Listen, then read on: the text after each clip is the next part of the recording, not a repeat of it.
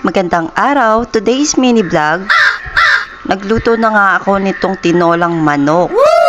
Iginisa ko na nga ito sa sibuyas, bawang at luya. Para sa ating tanghalian at hapunan. O diba? Dahil nga tatlo lang naman nga kaming kakain. Habang ginigisa ko nga ito, iniwan ko muna saglit para maluto nga itong ating manok. At ito nga ang ginagawa ng mga anak ko, naglalaro dito sa higaan. Inilipat ko muna yung higaan dito sa sala kasi nga wala namang pasok bukas. Ito nga nagtataguan itong dalawa. Hindi ko nga mahanap kung nasaan si Georgel eh. Ayun nga pala siya oh. Ayan. Yan, nakita ko na. Naghaharutan nga itong dalawa. Tuwang-tuwa sa kanilang ginagawa na nagtatago-taguan. At andito pa nga yung tinupi ko kaninang madaling araw. Hindi ko pa nailigpit. Binalikan ko na nga itong aking tinola. Isinabay ko na nga itong iginisa ang aking gulay. At mayroon nga itong kamatis. Parang ang tinolang may kamatis ito. Para maging malasa na nga din itong ating gulay. Sabay na rin ang pagluto sa ating manok.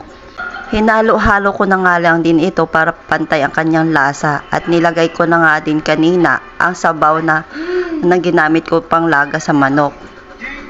Iniwan ko na nga lang muna ito para kumulo yung ating niluluto. At ito nga, nagligpit-ligpit na nga muna ako dahil marami nga akong iniwan kanina nung pumasok kami sa school.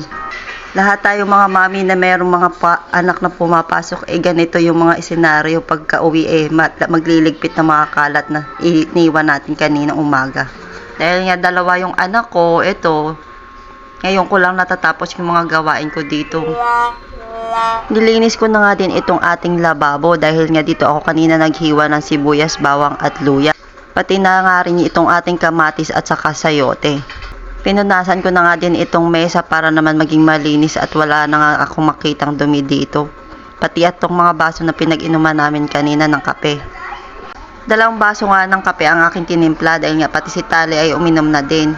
Yung meron siyang gatas na nilalagay. Pinalikan ko na nga itong aking niluluto. Nakikita nyo naman ang itim na mga kaldero at kawali ko, diba?